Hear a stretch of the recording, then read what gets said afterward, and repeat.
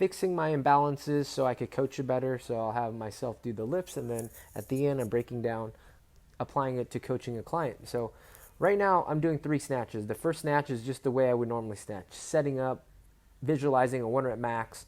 So I'm focusing on all technique work pretty much. My setup, trying to get under fast. So the feedback was, you can see the bar's crooked on the left.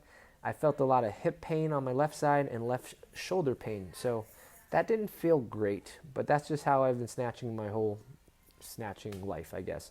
The second one, because we're trying to test to find the root cause, I'm predominantly focusing on riblets, lats, T-spine extension, and active T-spine, whatever you like to call it. So right when I set up here, I'm focusing on arching with my lats, core tight, keeping that tension through the full lift. A lot more stable. The cool thing is I didn't feel any neck pain or hip pain, so definitely a lot more muscle activation. But there's definitely a good amount of shifting at the top. The crooked barbell is still there, so it did help, but it wasn't the root cause. So what we found is on this third lift, I'm not using my left glute at the start or the catch, which then rotates my hip. Then I have to shrug up on the left side. So right now, as you see, I'm trying to push through the big toes, fire my left glute, fire my left glute. So I'm really honing in on left glute right here, left glute the whole time.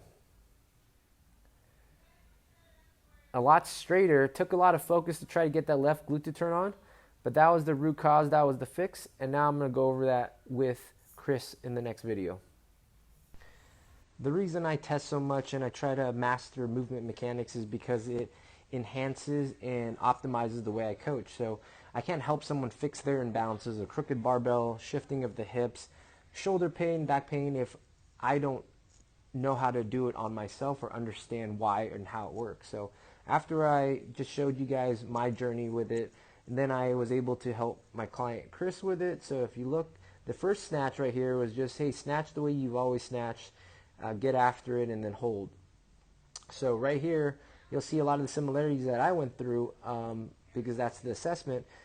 When Chris was snatching on this one and when he held, he felt neck and shoulder pain. You guys see how that's kind of shrugged up, like all the weights right through here. You can see that's loaded differently. You can see that trap's really bunched in. He also felt on this snatch lower back tension.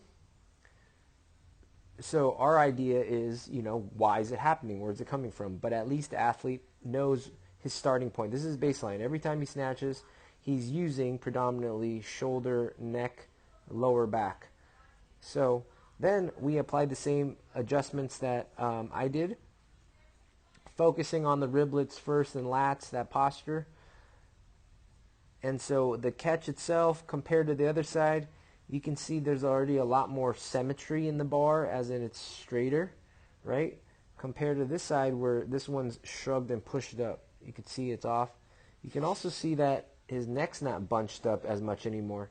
He's focusing on keeping better active T-spine, which we just say riblets, lats, as a start, and you keep that tension all the way through. The real key was that he didn't feel any shoulder or neck compared to the first one, which was all shoulder and neck.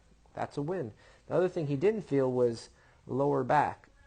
So what he was focusing on this rep is trying to keep that tension in the glutes as much as he can. That left glute and the leg stays sturdy because it doesn't shift to the outside. If you look on this first one, the same thing I was doing, right when he catches the weight, you'll see that everything shifts. Look at his knee buckle right here. The knee will buckle in, and that means everything's going to shift towards this side. You see that right there? So then if his body shifts towards this hip, which he felt predominantly, mainly all the weight in that leg, then he has to push up this way to counterbalance it, right? It just makes sense. So that's why he's feeling back pain and shoulder pain. On this side, you'll see that there's no, when he catches, there's no collapse of that left side, and that means he's trying to engage the glute on both sides. Both sides of his legs are firing together, which you'll see that the back looks twisted here, and then on this one, it looks more even. You guys see the difference? So not only does Chris understand why his issues are happening, how to fix it, but he can see and feel the difference right away. just by understanding movement mechanics a little better.